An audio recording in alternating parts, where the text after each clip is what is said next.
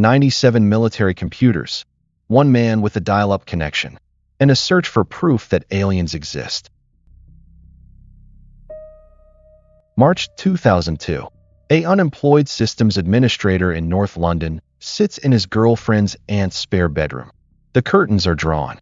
An ashtray overflows beside the keyboard. On his screen, a command prompt blinks inside a machine he does not own, a machine belonging to the United States Army. For the past 13 months, this man has been breaking into the most heavily funded military networks on Earth. 97 computers across the Army, Navy, Air Force, Department of Defense, and NASA. He is not a spy. He is not working for a foreign government. He is not stealing classified weapons data. He says he is looking for UFOs. His name is Gary McKinnon. His hacker handle is Solo. And what the US government will call the largest military computer hack in history was carried out by a single man, using a dial-up internet connection and a script that searched for computers with no password at all. Gary McKinnon was born in Glasgow, Scotland in 1966 and raised in North London. He was a quiet, obsessive kid, fascinated by computers and science fiction. By the 1990s, he had become a self-taught systems administrator, doing contract IT work around London. He was competent, unremarkable, but in the late 1990s, McKinnon developed a consuming interest in UFO conspiracy theories. He became convinced that the US government was suppressing evidence of extraterrestrial contact and advanced energy technology. He read forums. He watched documentaries. He absorbed the claims of a NASA contractor named Donna Hare, who alleged that NASA routinely airbrushed UFO images out of satellite photographs before releasing them to the public. McKinnon decided he would find the proof himself, not through freedom of information requests, not through journalism, through hacking. He began in February 2001, working from the spare room in Crouch End, North London. His tools were simple: a Perl script that scanned ranges of IP addresses, looking for Windows machines running without an administrator password. In 2001, the US military had thousands of such machines. No password, no firewall, just a blank login field connected to some of the most sensitive networks on Earth. McKinnon installed a commercial remote access tool called Remote Anywhere on compromised machines. This gave him a graphical desktop as if he were sitting at the computer in person. He would log in late at night London time, when it was daytime in the US, and the machines were unattended. He operated for 13 months. Here is what McKinnon says he found. On a computer at NASA's Johnson Space Center in Houston, he claims he opened a folder labeled something like high-resolution imagery. Inside was a photograph, a large, cigar-shaped object hovering above the Earth. No rivets, no seams, no visible propulsion. McKinnon described it as smooth and organic-looking. But he was on a 56 kilobit dial-up connection. The image file was enormous. His remote desktop was rendering it pixel by pixel from top to bottom. Before the full image loaded, his connection dropped. He never saw the complete picture. He never downloaded it. On another machine, reportedly belonging to the US Navy, McKinnon says he found an Excel spreadsheet titled Non-Terrestrial Officers. The spreadsheet listed names and ranks he did not recognize as belonging to any known military branch. Alongside it, he found references to fleet-to-fleet transfers and ship names that did not correspond to any vessel in the US Navy's public registry. McKinnon interpreted this as evidence of a secret space fleet. Skeptics have suggested it could be administrative jargon, simulation data, or war game records. No independent verification of these findings has ever been produced. McKinnon did not take screenshots. He did not download the files. He had no evidence beyond his own account. What is verified is that McKinnon accessed 97 computers. He deleted system files. He deleted logs to cover his tracks. At the Earl Naval Weapons Station in New Jersey, he rendered a network of over 300 computers inoperable for approximately 1 week. This happened shortly after September 11, 2001. The U.S. government later claimed the total damage exceeded $700,000. McKinnon was eventually caught through basic IP tracing. Despite using proxy techniques, Investigators traced his access back to the IP address assigned to his girlfriend's aunt's house in Crouch End. In March 2002, the UK's National High-Tech Crime Unit arrested him. They found his hacking tools and access logs on his computer. McKinnon admitted everything.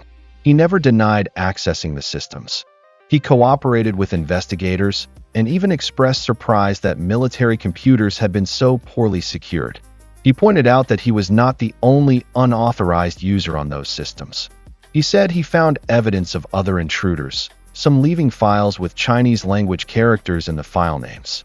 But the United States was not interested in McKinnon's observations about their own security failures.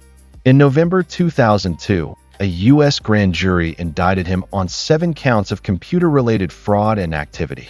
The charges were filed in the Eastern District of Virginia and the Northern District of New Jersey.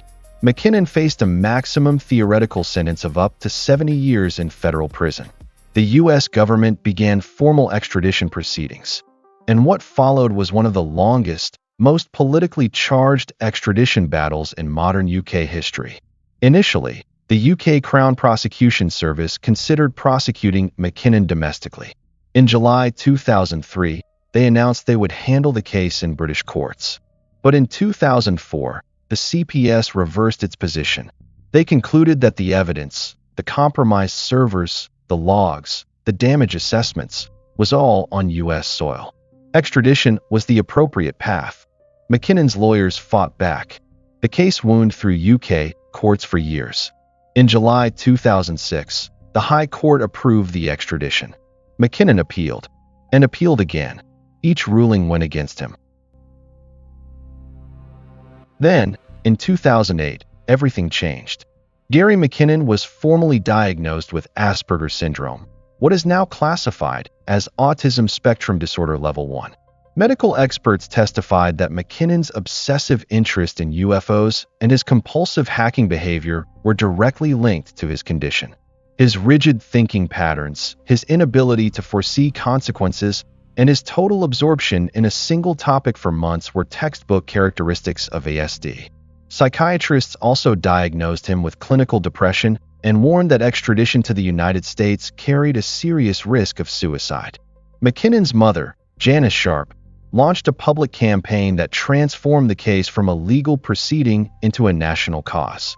She contacted newspapers, appeared on television, met with politicians, and rallied support from public figures.